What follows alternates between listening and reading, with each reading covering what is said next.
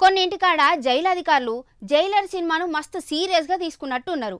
ఆడ ఉన్న జైలు గోడలు ఎంత గట్టియో గాని ఖైదీలు మాత్రం జస్ట్ గట్ల టవల్లు ముడేసుకొని పిట్టల లెక్క ఎగిరిపోవట్టే. మొన్ననే ఒకడు జైలుకెంచి జంపు జైలాని అయ్యి అధికారుల దిమాగ్ ఖరాబ్ చేస్తే ఇవాళ తెల్లవారుజామున 4 గంటలకే ఇంకో పోక్సో కేసు నిందితుడు 18 ఫీట్ల గోడ దునికి ఉరుకులు పెట్టిండు. గీ సరికొత్త లవ్ స్టోరీ బాగోతం జైలు అధికారుల నిద్రముచ్చట్లు ఎట్లున్నాయో మరి సుషద్దం పారి. మహబూబ్ నగర్ జిల్లా సబ్ జైలు పరిధిలా ఇవాళ తెల్లారంగా 4 గంటలకే ఒక రేంజ్ సినిమా అయింది. అమరచింత మండలం నందిమల్ల అనే ఊళ్ళుండే కిషోర్ కుమార్ రెడ్డి అనే తోపు ఖైదీ జైలు అధికారుల కళ్ళు గప్పి మాయమైండు.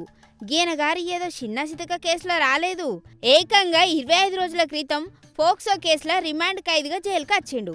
అయితే జైలున్న బ్యారక్ల కట్టుదిట్టమైన భద్రతను దాటుకొని ఏకంగా 18 ఫీట్ల ఎత్తున్న జైలు గోడను జస్ట్ మనం తానానికి వాడే టవళ్లను ఒకదానికొకటి ముడేసుకొని తాడు లెక్క మార్చి దాంతోని గోడ దునికి వారిపోయిండు.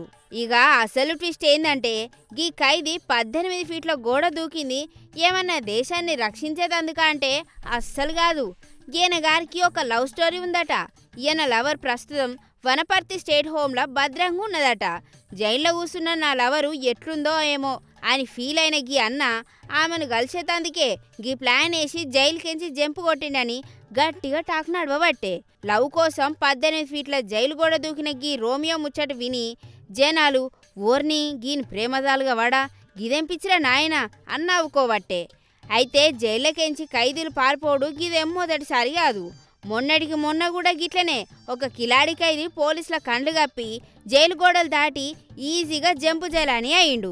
ఆ ముచ్చట మరవకముందే ఇవాళ ఇగో గిరెండో ఖైదీ సుతక్ టవలతోనే ఎస్కేప్ అయిండు.